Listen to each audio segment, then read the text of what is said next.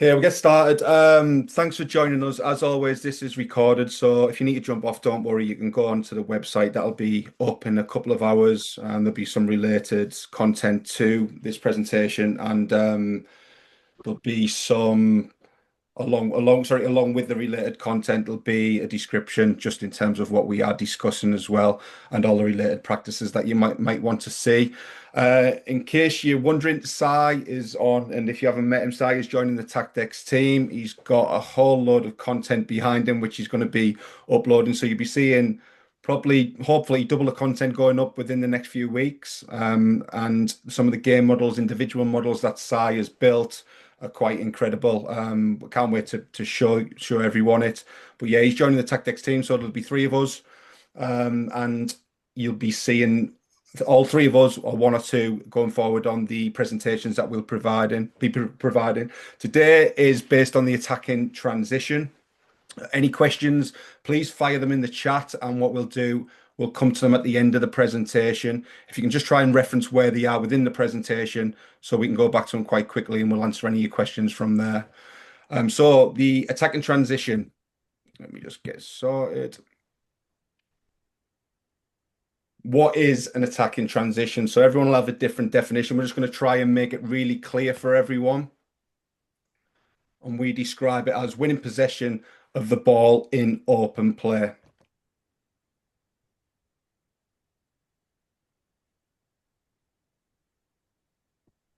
Now we put that into two different categories. So the attacking transition is into risk and retain. So your definition of risk may vary, but to make it really simple or provide a possible definition, if you win the ball in the defensive half and you go into risk, can you progress beyond the halfway line within 5 passes?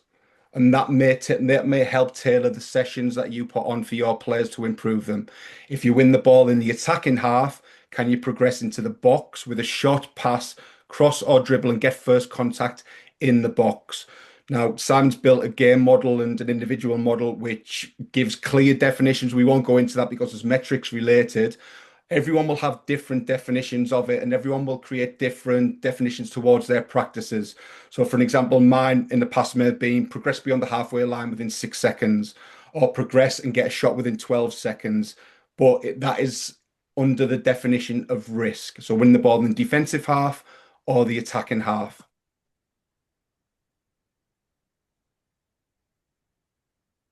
Retain is looking to keep the ball within 3 to 5 passes within the defensive half or the attacking half. Again, there's always the objective to go and score a goal, but if you're looking at, again, creating practices, it's looking around keeping that ball and trying to gain that control. And all we'd like to do at this moment is just ask everyone, which way would you sway towards? Are you a retain coach or are you a risk coach? Just one word in the chat, please. We're really interested to see where people lie with that.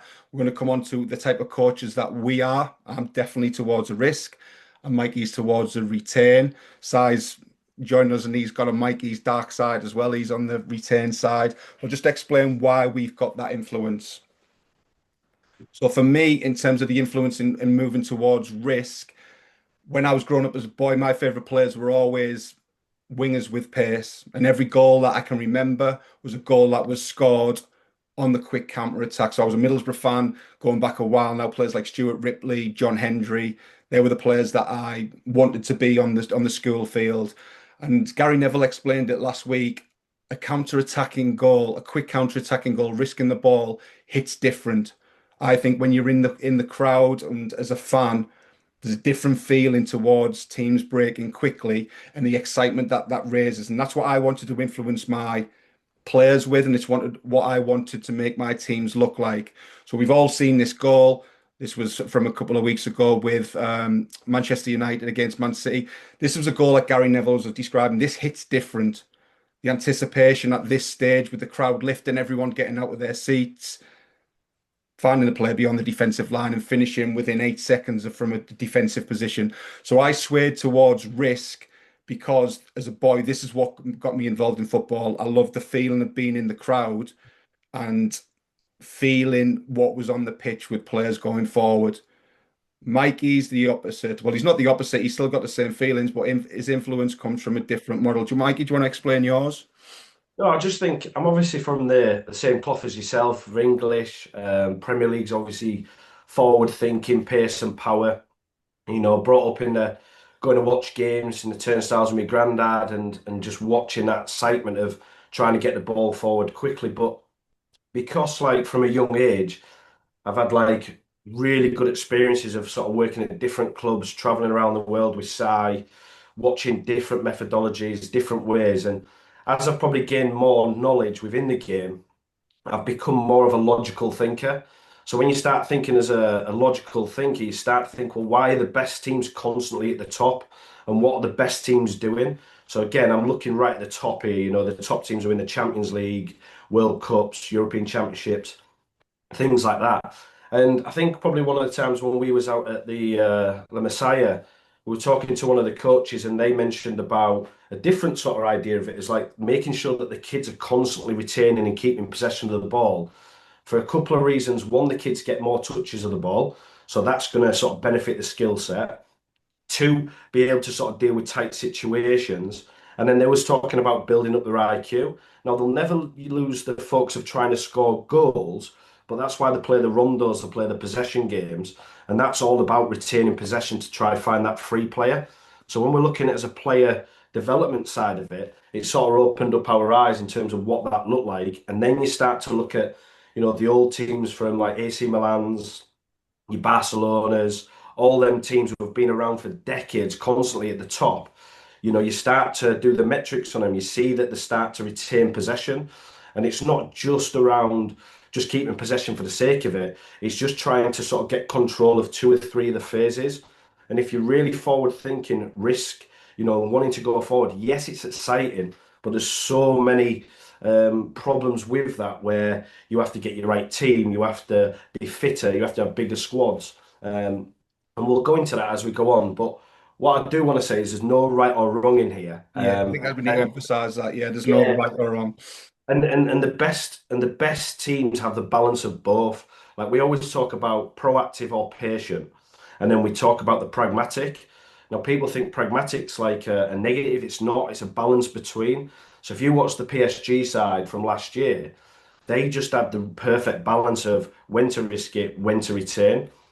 And we'll probably show you a few clips on there. So for me, I love them exciting games, but when I'm looking at it as a logical side of it, I understand stats and I understand what it looks and what it looks like in terms of a metrics and how to control more phases than rather just one or two. So just play this clip. This is just Yeah. we put this clip on because me and Simon used to work at Man City and we were part of that blueprint when Pep was coming across and they were embedding it.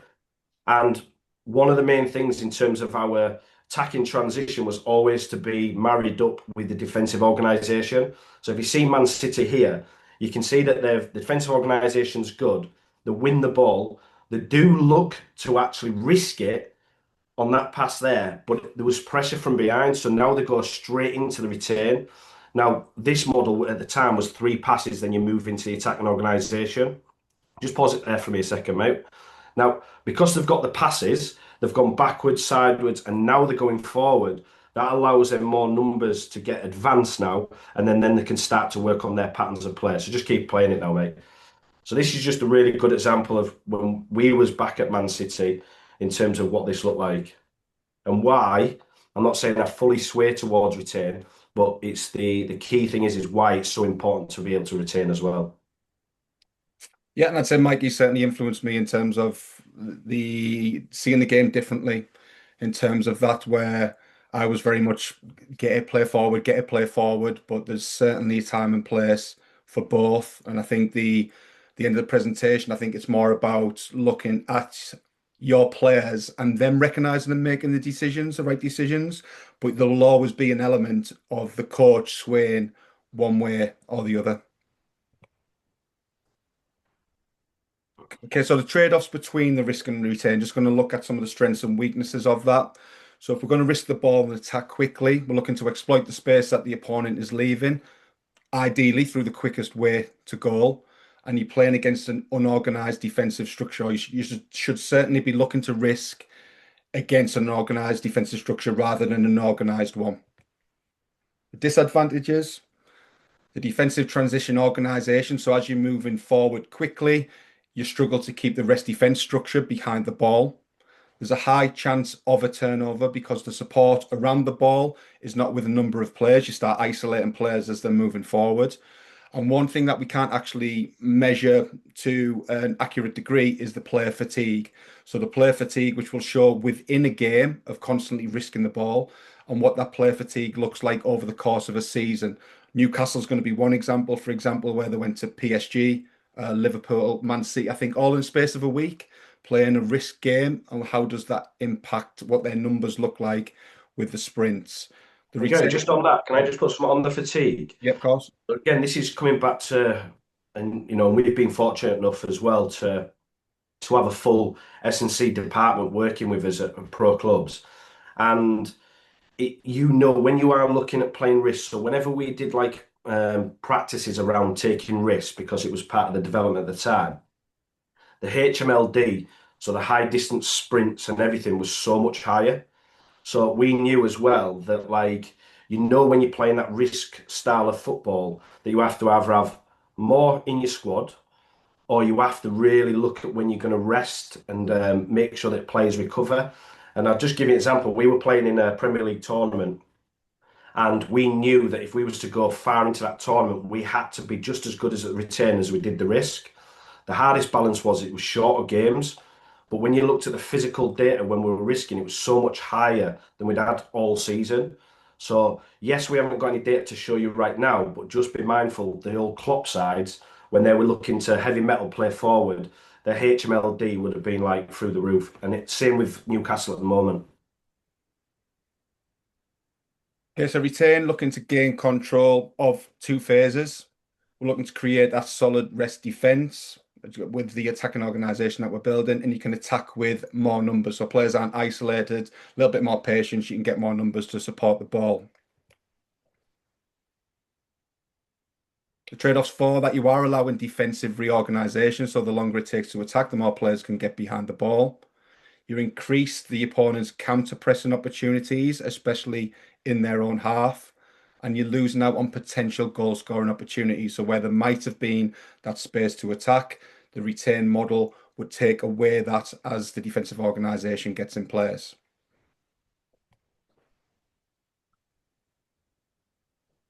Just going to move on to risk in possession, and these are some of the positive clips. So what we're going to work through is three examples of, I think it's two Newcastle, I can't remember the other one, teams risking the ball and what that looks like, where you'd say that was a positive bit of play, somewhere in between, and then a negative bit of play. This was the one I couldn't remember. This is really interesting. The lads have pulled this. This is it under 11s at Barcelona, Real Madrid? It was under nines when it started at the Under time. nines? Yeah, nines or tens. I can't remember, but yeah. Yeah. So this is, Si, do you want to cover this just in terms of young players that you can teach this?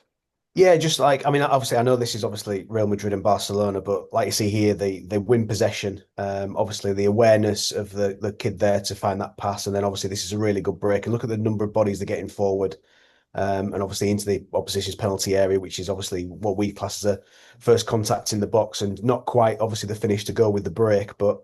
It was really interesting in that as well. Just pause it for a second, Dave. Yeah. It was really interesting in that as well. How at one point there was four players breaking forward, and then one decided to stop and drop off. And that'll be again like the decision making of like, well, we've got three going forward against however many numbers. Like we'll have to start getting set up for the defensive part of it. And like I was just going to say there, like I know again, this is Barcelona and Real Madrid, and they have the pick of the best players in those areas. But they're still young kids, and it's still possible to work on these two things with young kids, whether you want to risk it or you want to retain it. And I think that's key in this as well. But this one's a little go, you can play it now. So this one's a little return one. So where the win possession here from Real Madrid, an opportunity is obviously like to get control of the ball. His first pass is actually a bit of a risk one because he's won possession.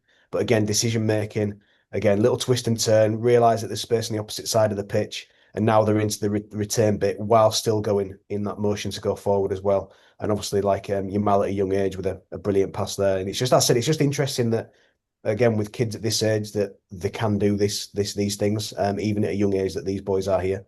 I think Yamal could have played pro at this age, couldn't he? Looking at some of this. Probably, yeah. But if you look at all the clips we've got of him, it's just his all-around work ethic and everything, and understanding is just unbelievable. Yeah. Like I that think bit there. just one thing on this, like with the younger kids, if you do work with the younger ones, 72% of the game at lower end level or within youth football is played within the transition. So if you imagine why is it played in the transition, it's because both teams don't retain possession because they're constantly thinking going forward, which is brilliant because you want to keep that momentum of going forward and scoring goals. But if you watch Barcelona over a period of games at this age group, so we watched some stuff around Espanyol, didn't we, Si? And it was Yeah. totally different. It was more retain because Espanyol dropped off and they could do a bit of both. Where the Madrid game, that was a shorter game to what they usually play. Obviously, the emotion, the cameras are there. All the kids just want to fly forward. So that game was it was heavily, I think it was like 73% of the game was in the transition. So just be mindful of that as well, you know, when you're working with your groups at youth football, lower level, at senior football, 72% of the game is played in the transition because most teams want to risk the ball. Okay, this is Newcastle. You might have seen this clip. We put it on X a couple of weeks ago when they played it. So Newcastle win the ball, and their immediate thought is risk. And I think this is definitely Eddie Howe will lean towards the risk element of it. So as they do this, we class this as a positive. They cross the halfway line within 2 passes. We'll just look at the bodies backing up Gordon. Players inside. They're going to get a shot on goal, and it was a brilliant opportunity. Ball's going to go wide. Now we are going to move on to why this could be seen as a negative, but I just want you to look at the structure behind the ball, how difficult it is for them players, not only at the top end of the pitch to get up and get the shot, but the players behind the ball to back up that as well. And even then, they're not in what they would class as their ideal positions. Anything there, lads? Okay, move on. No, I'm all right. Right. Yeah, go for it. Very similar. It looks like the same clip to begin with. Similar structure. Newcastle have got everyone behind the ball, but they're going to look to risk and attack quickly. So this is them moving forward. And this player on the ball now is Sandro Tonali, centre midfield player. And you can see they've gone quickly. Again, look at the structure behind the ball. The three defenders aren't even up to the halfway line. They can't keep up to provide that rest defence. They've then got the line of three behind, if you could class that as a line, and they're not going to be able to counter press as they would want to. Ball goes the other way. And now PSG are going to go and risk the ball. Newcastle haven't got the defensive structure to deal with that. Everyone's sprinting back. You can see all these players flooding back who've been part of the attack. You've got one on the right-hand side who's not going to get back in time. Ball turns over again. Tonali, this is the one who led the counter-attack in the first place. Now, again, the mentality is probably risk again. They want to go and risk, but you've got to think of that player fatigue. Tonali's just made a 40, 50-yard sprint forward, a 40, 50-yard sprint back, and now he's on the ball again.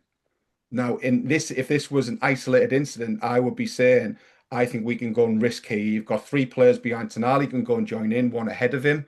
But because of the player fatigue, he slows the play down. It's going to allow PSG to get their defensive organisation, but also gives Newcastle that time to get the breather. So what it shows in that clip is a positive in terms of risking the ball and potentially creating opportunity, but a negative in terms of the player fatigue that it can create and giving PSG the opportunity to go and counter-attack the other way because they can't get the attacking organisation in place. Anything, boys? Yeah, just a quick one on that one. I just think, obviously, if you look at a game, it'll always change. And you can see there's a bit of emotion there. This is where your cues and triggers are important as a manager. And working with a sports psychologist, me and Si worked with at Leeds. She was brilliant. She worked at international level as well. These are where you need like them short, sharp triggers. So that's why we talk about risk and retain or progress and possess, whatever language it is. But this is where someone like Enrique at the side would be then trying to trigger that mindset. So it's like, or it might be Eddie out at the time and just saying, look, retain here because, and that's where you can help your team. Once you then fire that trigger on, stimulates like a trigger in the mind to go, right, we need to keep possession here. And that's where you can go in and help your team. Okay, just moving on. Just the negative side of this. I'm just going to look at Newcastle again. This is PSG on the ball. Nearly win it there, don't quite win it. Newcastle win the ball in this area. Good pass into the centre forward, which again could be a practice in itself. Tonali again, centre midfield player, is running off, and now he's going to risk the ball. There's no intention of retaining. He's gone for goal. PSG take the ball off him, and for the next 2 minutes, Newcastle don't touch the ball again. Should we let it play the full way through? Yeah, go for it. Yeah, we'll just highlight some of it. So Newcastle had a strategy here where we feel they wanted to press high in these positions, but they were ready to drop into a low block. But you can see Tonali now, he's just next to the referee. He can't go and press high again. So the strategy of pressing high in these positions has gone. Ball's going to go in, and PSG now have got control. This is going to require Newcastle to get back into their 5-4-1 low block, which they end up doing. I just wanted to discuss the fatigue that you will see from Tonali at times because of the risk that he has gone to with the first counter attack. Again, high press, play through the high press. There's no point in the Newcastle players doing it. You can see Voltemada's frustration at that. And also what's happening here, PSG are moving into their attacking organisation. They are retaining the ball. They're not looking to risk it. They're keeping it, building that structure. Newcastle back into their defensive organisation. And this is 2 minutes of the game where Newcastle are not going to touch a ball and they're not going to be able to score. All through risking that ball in the first instance. They'll win it back in this instance. Good counter-pressing positions from PSG because they've built their attacking organisation. Force Dan Burn to risk again, go long. PSG win the ball back, and Newcastle once again don't see the ball for another 2 minutes.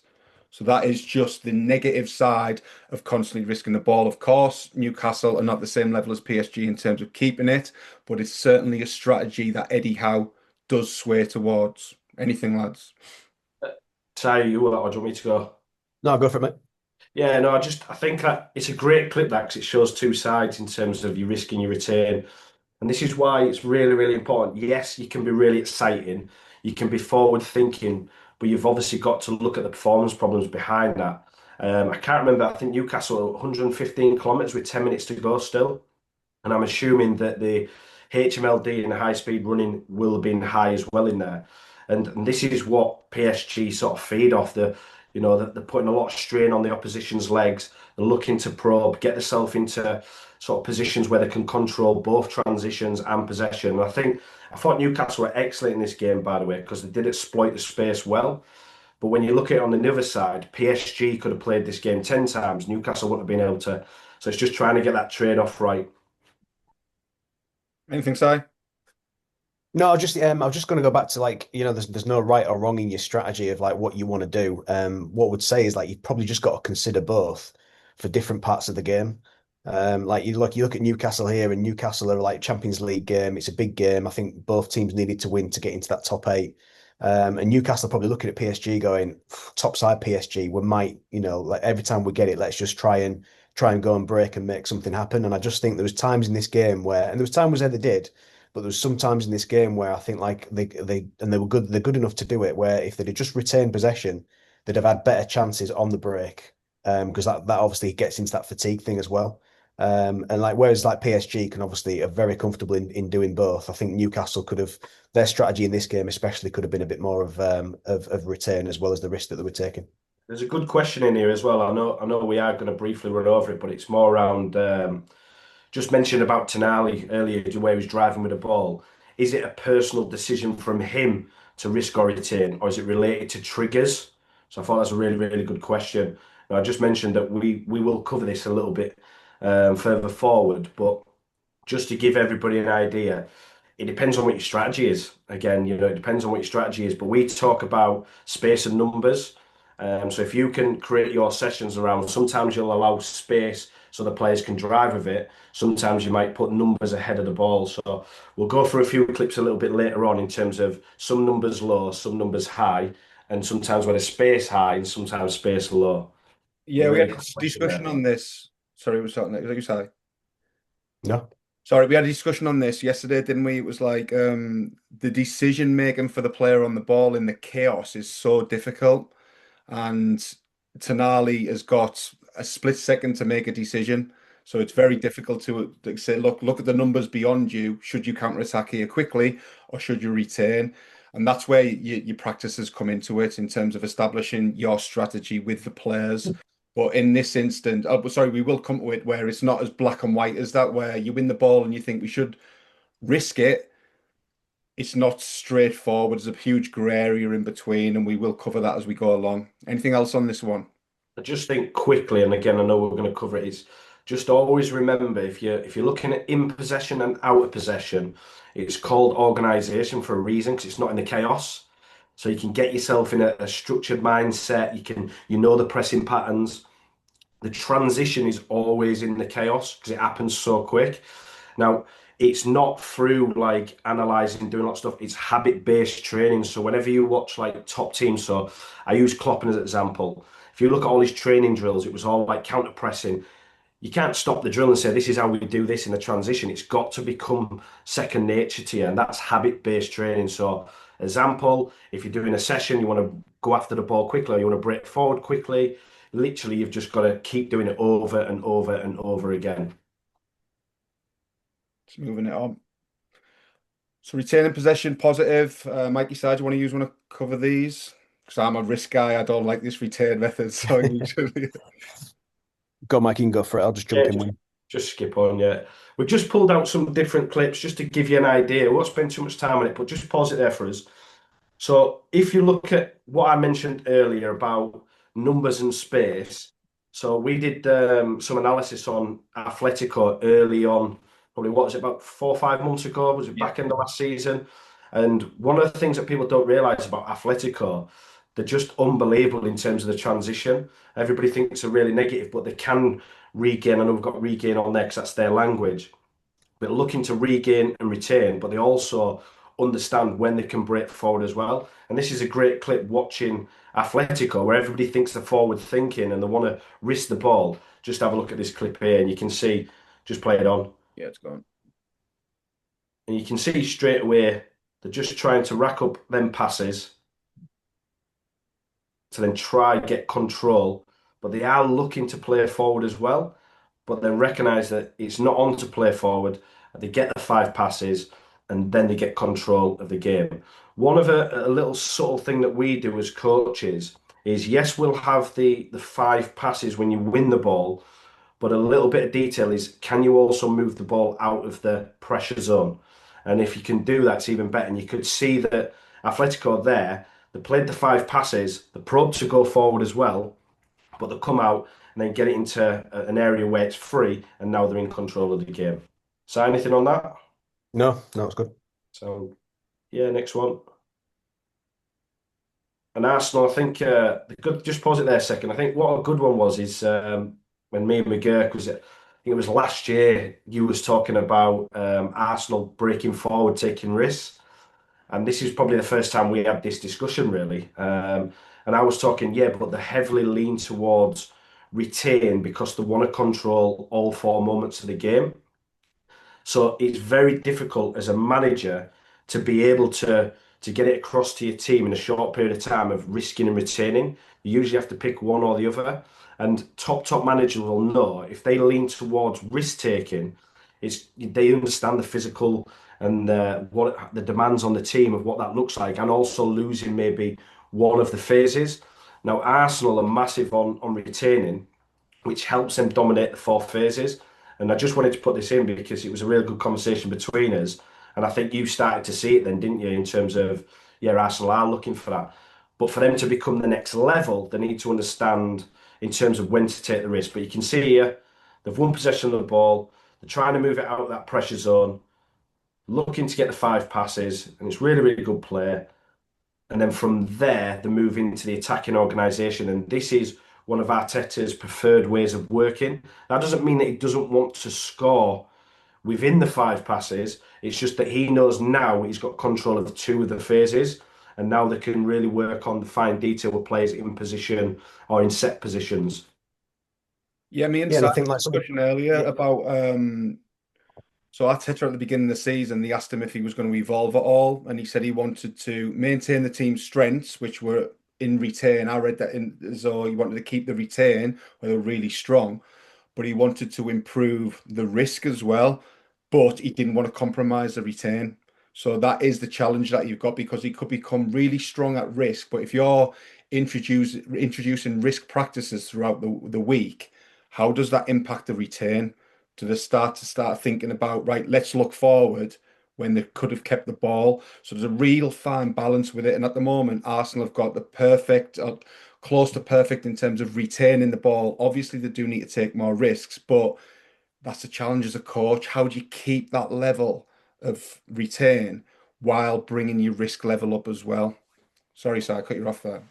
No, no, if I may, I was just going to quickly mention as well, and we'll talk about this a little bit later on, in terms of like the game model and things like that. But there's a lot of top teams. So you think about PSG, you think about Man City, you think about Arsenal. A lot of the top teams will really fancy themselves and back themselves in attacking organisation. And it's just getting there from the chaos, like Mikey said earlier. Like like the organisation is the organisation state. So it's your team being in shape. It's everybody ready to support, and obviously then your strategy of how you're going to play against the opposition. But getting there from the chaos for a lot of these teams is really important because they'll feel that they have the best chance of scoring goals in this moment of the game, where other teams might think their best chance is like Newcastle against PSG would be on the break.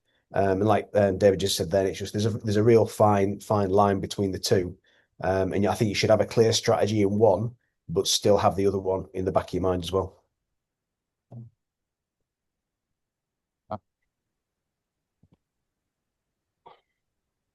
Just moving on to the negative of that. So this is Arsenal v PSG. PSG attacking, Arsenal are going to win the ball back. Find the first pass forward.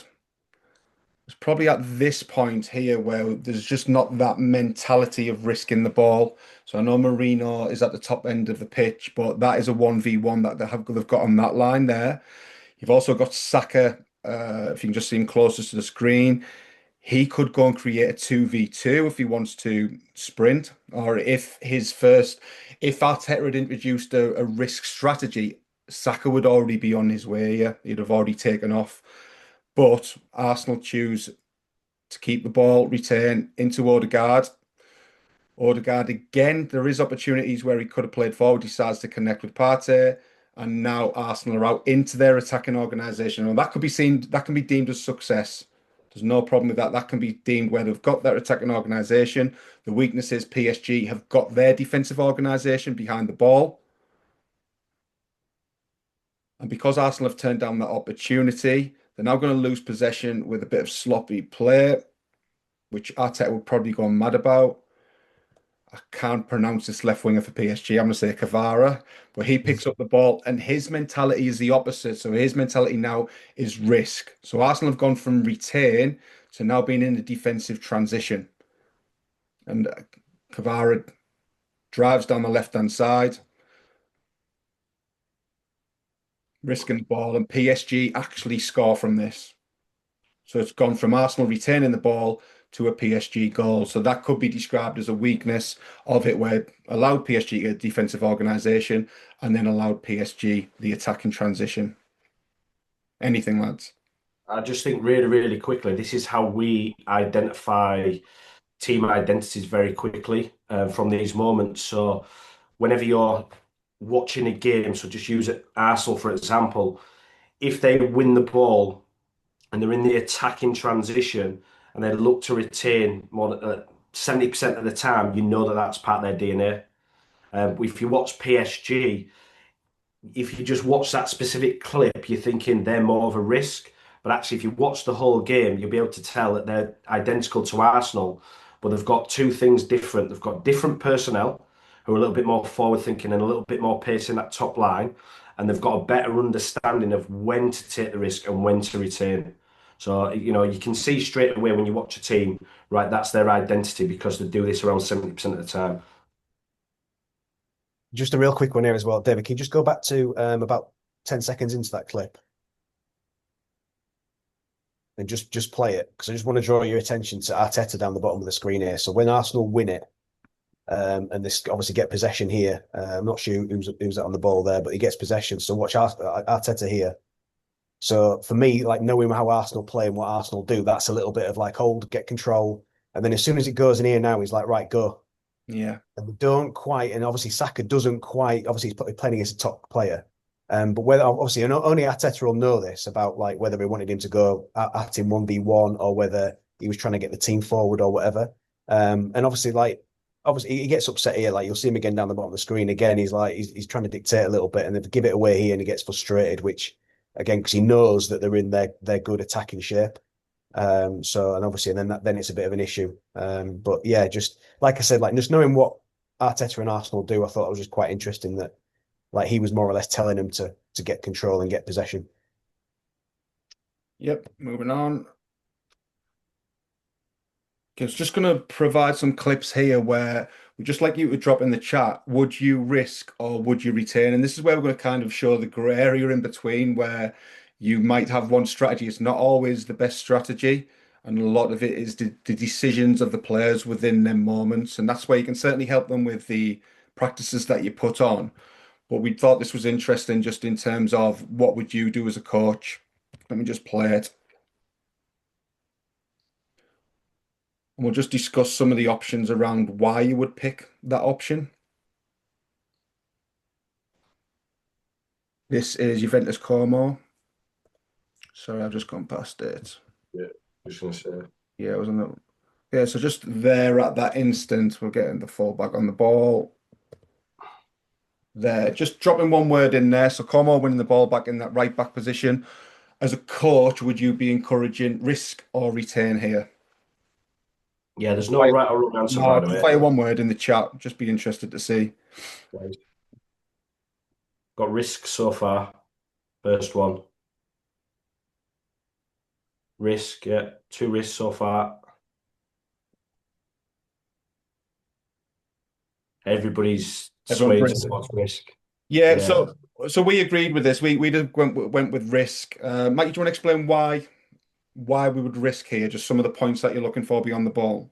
Yeah, no, we speak about like cues and triggers within your language, and it was good actually. It was a player that me and Si worked with as an international chambers mate, and because they got so good in terms of like risk and retaining, they wanted a little bit more detail, and they come up with it, and they talked about numbers and space. So they was talking about if they won the ball and they can play forward, as numbers forward would play forward. And you can see here where they win the ball, you can see that they've got really strong numbers ahead of the ball. So you would be looking to try take a risk. So it was good, like when you're working with players and stuff, what they see on the pitch, and that sort of helped us a little bit as well. And that sort of around our practice design. Sometimes we would start with a practice design which has numbers ahead of the ball. If it's not numbers, it might be space. And then if you want to flip that practice design, you'd have numbers below the ball or space below the ball. But that was good from everyone. I think we're all in agreement that we would look to risk there. What I will say is the detail around if you want to take the risk from here. So what would that detail look like for you to keep momentum going forward? And I don't think they quite get that the detail right to go forward. Yeah, this is for me, this is something I'd be looking at and say, right, how can I create a practice from this? And where the player is on the ball there, that might be your starting point of the practice. And then you'll get your technical detail in terms of how you can get the ball forward quickly, the weight of pass, the accuracy of pass, and the forward runners. But we can see here that good first pass and the risk option is still on. But even if I'm looking at this player here, left winger, Mikey, can you just circle him for me? Yeah, I'll come back to some detail on that as well in a Yeah, second. so the technical detail, can he get beyond the defensive line or on the defensive line? And then that's an awful pass, slows everything down. And all we want to show here, they've now gone into what you'd say is retain, but it doesn't mean it's the wrong option because they get their attacking organisation. And with the attacking organisation, you could argue they actually get in a better position than they would have with the risk. So this is Como playing forward now in their attacking organisation. At that point, within the retain model, they've got a good position on the pitch. Now, Si spoke about this earlier. Como probably lacked the quality where they should be hurting teams from these positions. So he's going to give an awful ball away. But even now, the strong counter pressing positions. So they've got control of the defensive transition as well because they've retained the ball. They probably didn't mean to retain the ball. They should have risked it, but the set up with the attacking organisation where they're in control of that defensive transition. They actually give a foul away, but Juventus are not going to be able to counter attack going the other way. Go on, do you want to go on the technical detail? Anything on there? Just go back to 15. 15 seconds, yeah. About 15, I think it's about 15 seconds. So just as he takes his touch, there, go. Yeah, perfect. So if you're talking about risking the ball in the transition, one of the biggest things that we learned, especially working under the Red Bull model, was the diagonal 10. So not playing into the central 10, into the diagonal 10. And the reason why is this keeps the speed of the attack.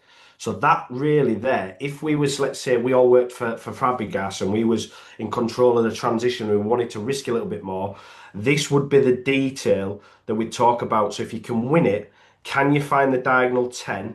And then we join in if they can take their first touch going forward. Now, what you'll see is when we play it again, the first pass goes into the central 10, and then he turns, plays a sloppy pass. But what I would say is very good from Como to recognise that's not on now, we're going to return. And you can see the detail. So if you are a risk, sort of you're swaying towards risk, think about these bits of detail of when you are going to coach and how you're going to get across to your team and how you can keep that momentum going forward. No, that was just it from me on that one. Yep. Anything, Si? Just echo that point that Mike has just made then, like, whichever you decide to go down, like we said, no right or wrong, but you must consider the other one as well, like Como have here. So in this particular game, like there were more of a risk kind of strategy. But again, like usually when you watch Como, like they're more of a probably return team, but obviously playing against the top teams away, it's different strategies come into the game, especially when you play the points. But they obviously, because they consider the other part of it as well, they were able to do both. Okay, next one. Spent a while on that one, didn't we? Villa v Brighton. Okay, Mike, this is yours. Do you want to look at this one? Yeah, we just picked a similar scenario from the same game. So just to give you an example, you've got the attacking transition from a long ball, which, again, every team will have to deal with it. But can you just pause it there for me? Just go back slightly. So you can see that the ball's landed into the midfield. So this is what I was talking about. Let me just get my pencil up because I like my pencil. So if you look at the numbers here, there's more numbers ahead of the ball for the opposition, and there's a lot more space, or you've got your keeper who's free. So these are the fine details if you're talking about risk and retain. Plus the player who's receiving it hasn't got an open body. And if you've got the right system matchup, you can tend to go backwards and retain possession. So I think that this is why they went into that retain mode straight away. And then obviously they're looking at trying to get the passes in. They use a little link pass here. They don't get out freely, but they do draw in a foul. And we're just working off that 3-pass model there. And as it skips on, you'll see on the next clip, it's near enough an identical, just when he wins it, just to sit down, pause it there. So if you just have a look at this again now, have a look at the numbers. Let me just get my pencil up again. So have a look at the numbers here instantly and have a look at the space down the sides. So this comes back to the good question earlier is, does the player make the decision? Yes, 100%. But what is it dictated by? What's the cues and triggers? And it's space and numbers. And you can see here, I think it's the right back at the time, wins the ball, and they've made a really, really good decision. And these would be the detail that you talk through your team and you go through with individuals. Just forward it on now, if you can. And it's very similar to the clip that we used before, and that's why we wanted to use 2 clips side by side from the same game. But you can see good pass into the forward, 1v1 duel, and then the bit of detail here is they get the touch on the inside, which means people can join in. If they take the touch outside, the players on the opposite side tend to come inside the pitch and are reluctant to go and break.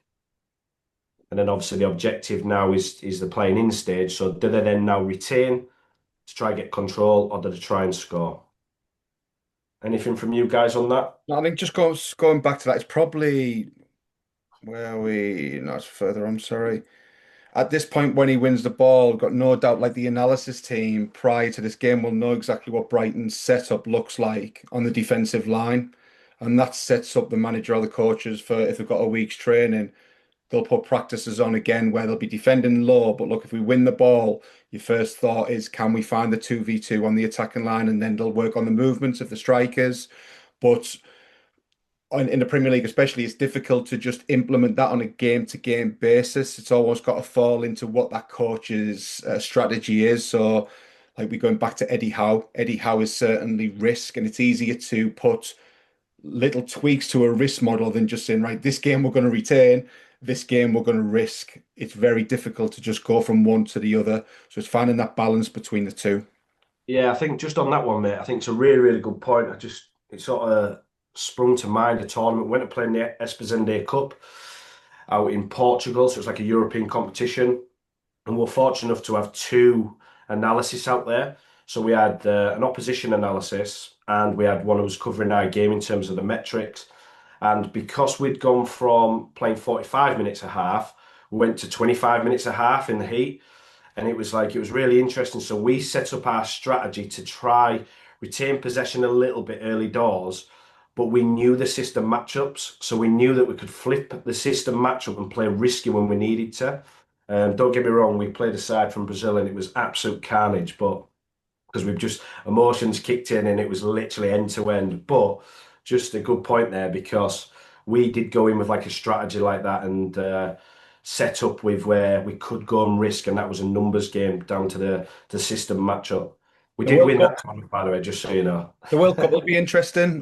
We might end up with a boring World Cup because if they're playing in the heat, I don't think you're going to get a lot of risk. The top teams might be looking to retain possession a little bit more, and it's these transitions that make the game exciting. We will be watching Monday, and we're saying this is terrible. Man United, Everton, both controlling the transitions really well, where it gets exciting when teams can't grab all of these transitions. Move on to the next one. We'll get back that 90 minutes of that game. Went a bit at half time, so I didn't see the second one. Okay, just decisions again, if you wouldn't mind dropping it in the chat when we pause it, just in terms of what you would do in these instances, or what you'd be encouraging, sorry, with your team. Again, just if you just drop a quick one word in there, risk or retain.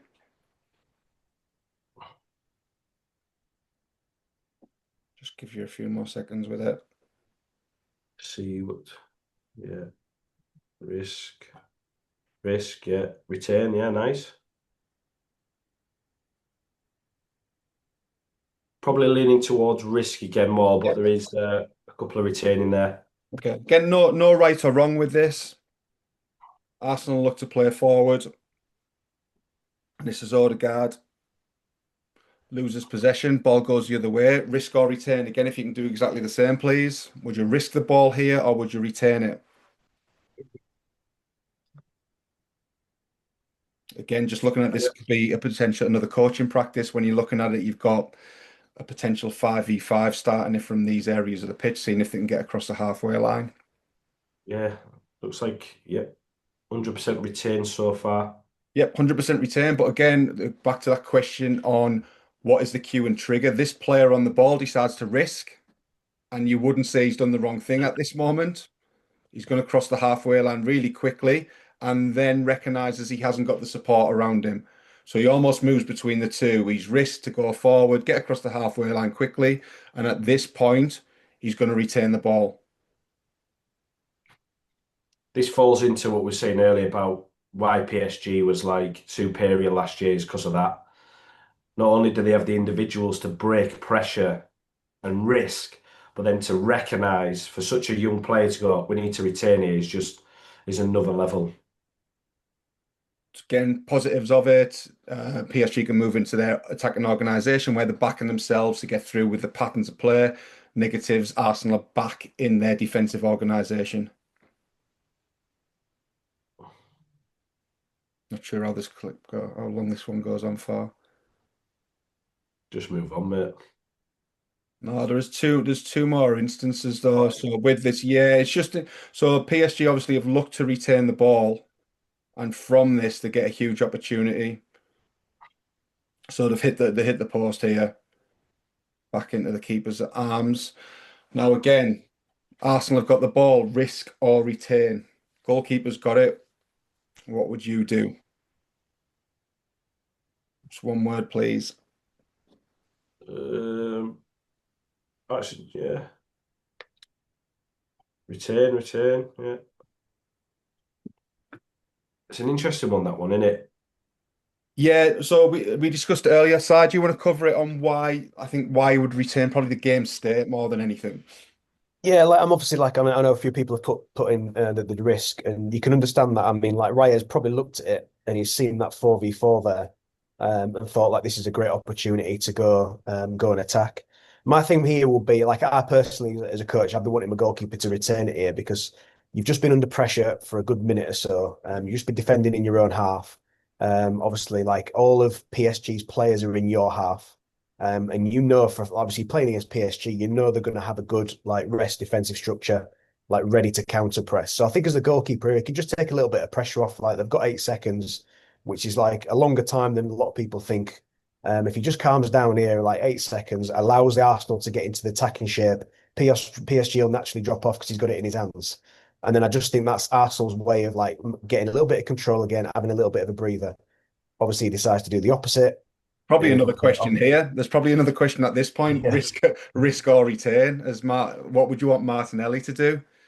Don't worry about answering that. But Martinelli chooses to risk, and we're back to where we were. They've got possession of the ball again, setting up their attacking organisation to go and create another attack where Arsenal have got to get back into their defensive one. Okay, anything on there? Nope. Okay, so why and when to coach different styles? We're just going to run through these. Now, again, there's no right or wrong answer in this. So these will all influence your decision. So we spoke at the very beginning about your influence, your upbringing and beliefs. If you listen to Postecoglou did a brilliant interview with the overlap in terms of they were questioning why he played attacking football with Spurs, and his influences were from his dad. And was it Eusebio? It was Eusebio, wasn't it? There's two influences where he didn't want to play any other way. So he didn't compromise his influence and beliefs to potentially get results apart from the UEFA Cup final, maybe. But in terms of his style of play, that was what he was brought up to believe in. Doesn't mean it succeeds all the other ones. And we can run through them. The players at your disposal, I'll give an example. I was managing at Hyde United. I didn't have players who were comfortable on the ball. I had pacey wingers. I recruited them because that's the way I wanted to play. But we didn't have the money to have high technical players.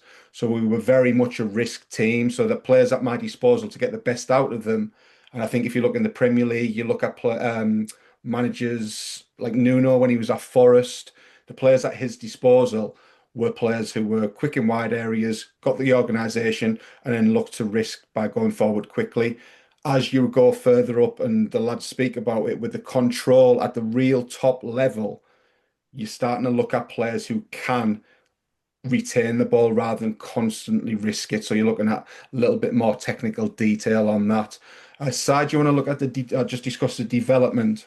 I think this is a big. So I think this is a big one because, again, I've coached kids from under sevens to under 16s. I used to put on a lot of practices which involved risk because that was my influence and beliefs. When we're looking at development, Si will touch on probably why you need to lean more towards a retain. Yeah, I think like when you're in development, I mean, well, and personally for myself, like I'm very much like an individual coach. Like I'm always trying to improve individuals no matter where you go.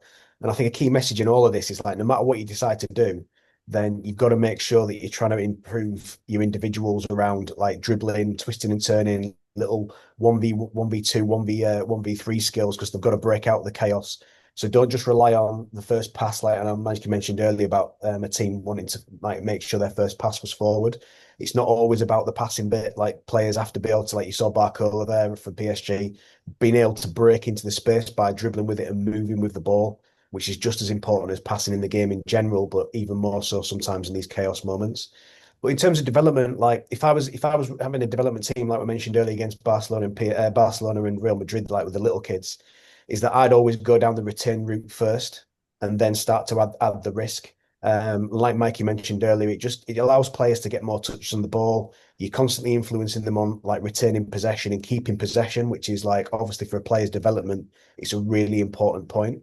But then the flip side of it, as David just mentioned, then if you're playing for points, and that can be like whether you're a manager and obviously like you've got a crowd and play and people coming to watch you and points is an important thing for your club, then you probably think about the quickest way of scoring goals, and that might be the risk element and breaking.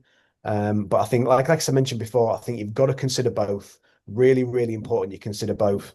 For a development point of view, I'd probably be more return and then adding the risk. From a point of view, you might be more of a risk and then adding the return, like you saw from Como against Juventus. Can I just put something in there? Like in it, I think me and McGirt was on about earlier. I think I came out and did what was it 6 weeks with USA in America, didn't I, this year? Yeah. And a lot of the teams was very good at controlling the transition through the retain. But one thing that I identified, and me and you went and had some lunch and we spoke about, was the frustration of the forwards because when you've got that retain method when you're trying to sort of get control, your forwards might make that run and get frustrated. So what we spoke about then was is doing a lot of work with the forwards if you are focused on that retain. So we had a chat with the coaches. I delivered quite a few sessions and just doing extras with the forwards. So they're not getting frustrated because what you don't want them to do is lose that mentality of beating players, being aggressive. And you can do that. And the reason why this came to light is we flipped our training model from risk to retain at Leeds for about 2 months, and we realised that the forwards data that had not done as much as everybody else in terms of the IPDs, and it was because of what we'd done with the team. And it sort of shocked me a little bit and it sort of upset me a little bit, if I'm honest, because we'd sort of, in one way, we might have neglected the forward. So what we stuck with the retain model for a bit because we needed to get that into our game and the players needed to have more touches, but we went and did extras with the forwards. So just be mindful then. And again, we only picked that up in the last couple of years. So if you are to go down the retain, be mindful of the forwards' movements, keep encouraging them to make them movements. I think it's 1 in 20 runs that they're going to get the ball. They need to understand that. But when the kids and they're developing, you still need to make sure they're engaged and doing the right things and they're beating players. Because let's be honest, the ones that play higher up the pitch tend to usually be your most creative and want to score goals. Perfect. Game state was just a game we discussed that with the Newcastle game where you've got Newcastle and PSG both going to win the game to get into that top eight. But it might be a case of you 2-0 down, you defend, 2-0 up, you're defending a low block. You're not usually a risk team, but because the opposition have thrown so many bodies forward, you've got the opportunity to flip from your return to risk. The game model side, do you want to cover that one? Yeah, and just like I said, I think we're going to go on to it in a minute with the next I'll move slide. on to it. Yeah, I'll move on to it. I'll move on to it. Yeah, go on then. Yeah. So like we mentioned, we're talking before, like again, like as a coach, and like I go back to like my influence. Like I loved like what David talked about in terms of like those quick, high speed, fast attack breaks, those goals. They're brilliant, brilliant to watch. Personally, as a coach, I got a little bit sick of like a basketball game. And like if you've ever heard that terminology of basketball, it's played in the area the same size as a penalty area. And it's end to end, and that's why there's so many points scored. When you play in football, then you're obviously playing in a lot more a bigger area. And if you get into a basketball game, then it'll just come down to like who takes the chances. So I wanted to get a little bit more control in my teams, and I was teaching the players that I was working with a lot of the technical actions anyway, and I was teaching them how to protect the ball and twist and turn. And obviously, you're teaching them when you're talking about passing and passing to the next player's back foot and all those little technical details. So that kind of fit into like why I started to go down more of the return route with the possibility of a risk. But what I will say is like no matter what you decide to be, whether you decide to be like an all out right, I'm going to risk it like David, or you're going to be like a bit more return it like myself and Mike, then you have to consider the other moments of the game. I've worked with loads and loads of coaches across the world who have got a great idea in one moment of the game. And I'm like, look, that's fine, but you've got to consider what happens in the other moments or what you're going to do in the other moments to pin all your game model together. And this is an example of, and this is our game model that we're going to roll out over in the next few months on TactX. And we understand that there's lots of coaches out there that probably have their own game model and that they want to use TactX to add sessions to that, and that's absolutely fine. But what we're going to do is we're going to put our game model online, and then if you want to follow our game model, then you can follow our game model. And basically, it's about, what you do in each moment of the game and how you possibly control each moment of the game, a little bit similar to what some of the top teams do. Like, for example, just going to, again, because we're talking about attacking transition, my personal kind of sway towards would be to retain, because usually most of the time, like, I can do quite a good job of coaching my teams in the attacking organisation moments of the game. And I'd fancy a team that I've coached to do well in those moments. So getting from the chaos into those moments is a much better strategy for me. And then from that attacking organisation, when you're in those organisation moment, then considering the defensive transition moment of, right, well, what does that look like? And are we set up to be able to try and win the ball back quickly so we can continue in that attacking organisation? And as you can see from our game model example there, it just kind of flows in that kind of motion. But again, like my main point here is, like, whatever you decide to do in your strategy, you've got to consider the other moments of the game, and what you're going to do in those other moments of the game. That's really important for you as a coach, and that's really important for your players that you're working with.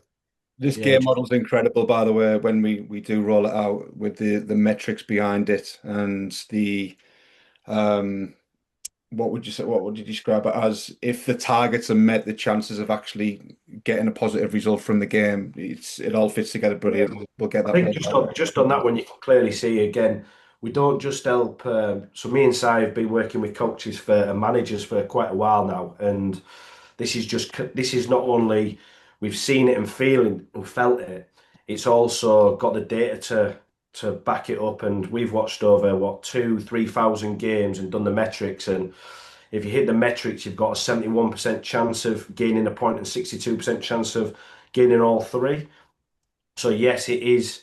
It does give you good focus on terms of how to win the game, but we're also flexible in terms of helping managers. And I think just going back to size point, if you look at the model to the left hand side, the top two. So we always say if you work in attacking organisation session, have a mind or a focus also on the defensive transition. So what it looks like. If you look at the bottom two, if you work in the defensive organisation, also have an element of your attacking transition. So again, you can't risk the ball if your defensive organisation's not right.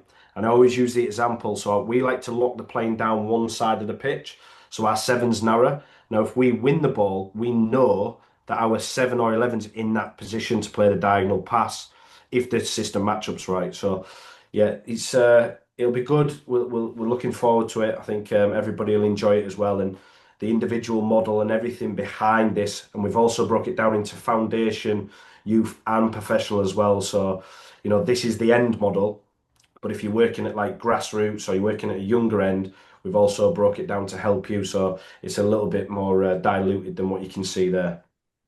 Yeah, and what I'll do when this collection goes up, if you're watching this as recorded, if you just check the text above the video, you'll see links to we've got attacking transition risk practices, attacking transition retain, and then we've got practices that include the both, where you can have the players making the decisions within the same practice.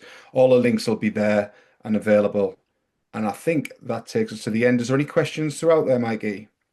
No questions, a lot of engagement. If the any questions, just fire them in. Oh, here we go. That's good. Instructions we will encouraging players.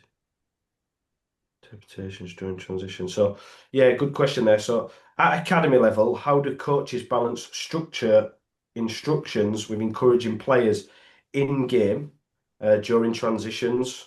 Does anybody want to jump on that? You're the academy coach. Go on. Right.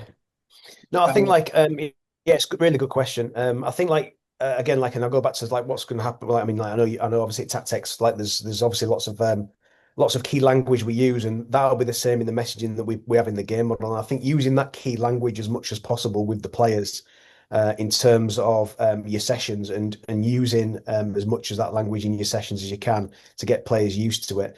And it's like I said, like the players are always going to make mistakes. They're going to give the ball away in possession. They're not going to win duels at times. They're going to make mistakes, especially at academy level. Now, I think, like I said before, like I always like kind of went down the retain in academy level. I went down the retain kind of like strategy in terms of getting players to retain possession of the ball and keep possession of the ball.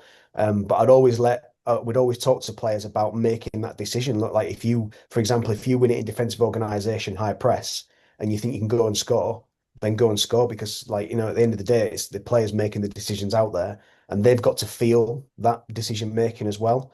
And like I said, like that, you might take it on a percentage kind of thing where 75% of your transition sessions might be on return, but your 25% might be on your risk. If you're the other way around, it might be 75% on risk and 25% on return, whichever's up to you. So you'll get your players down the road of one clear in the mind, but also knowing they have the option of breaking and going as well. And I think that's really important. Like, you don't go 100% down one route. It's always a kind of like that you'll focus more on one, but you'll have the other one in the back of your mind as well. And your players should have that as well. Yeah, I think just to jump on that, I was in charge of 4 or 5 age groups across. So I was like a YDP lead into the professional phase. So it was like 17s down to 12s, it's I think. So we put together like a cycle. So we was fortunate enough that we had like at least 3 sessions a week. One of them was focused around transitions, and we give the coaches a bit of flexibility around a 6 week cycle. So if they want to focus on retain for 6 weeks, not a problem. If they want to focus on risking, not a problem at all. Or you can flip it every week. So it might be risk one week, might be retain another week. But what we talked about is the session design's really, really important, that it still gives you a decision on to do one or the other. And we spent a long time in the summer just trying to put the transition sessions together, which created habits and good decisions. But what the players knew is, as soon as they won the ball or lost the ball, there was in open play, there was in a transitional battle. And it was then the chaos was on that we knew that we're trying to create good habits. So hopefully that answers your Yeah, I question. think Yeah, if and I I just interpret the want. Oh, question, go. if I interpret the question right, it's what you said, Mikey. You're never just concentrating on one phase of play. You're also concentrating on what goes alongside of that. So that will create habits around the structure because if you can't control the defensive transition, for example, it means that the practice is not structured to allow the players to make them decisions. Yeah. So whenever you're creating anything, if you are basing it on attacking organization, for example, what does that defensive transition look like at the same time? Yeah, I think just again, just there what we're saying, it's like you remember the focus is dominating the attacking transition, not necessarily the risk of the retain. So you've got to make sure that it falls under that category. So when we had it in our training model, it was how do we control the attacking transition? And then what do we need to work on now? Once we start to unravel the metrics, the data will show you where you're weak in terms of risking or retaining. But the objective is for the team and the players is to try dominate the attacking transition. Yeah, I think one thing I was going to add there as well is like that you can experiment in your training sessions. So you can experiment with you giving the instructions of what you want the players to do and experiment with the players making their own decision. And you can do the same in a game. Like there's been loads of games where like there's been times where the game is a little bit of chaos and I might have shouted out and told the players to get control and retain possession. But then there'll be other times where I'll leave the decision up to them. And I think it's like a fine balance between the two again. Yep. Anything else, Mikey? No, no, just appreciates us answering the question. Don't think there's any more questions at this moment in time. They've had time to throw another one in, haven't they? Okay, perfect. Yeah, we'll call it a day there. This recording will go up in 2 or 3 hours' time. Like I said, all the links will be on there in terms of the practices, and hopefully the practices are there and they've created them conditions to provide that structure. I think there's probably 50, 60 minimum practices on attacking transition. There might be more.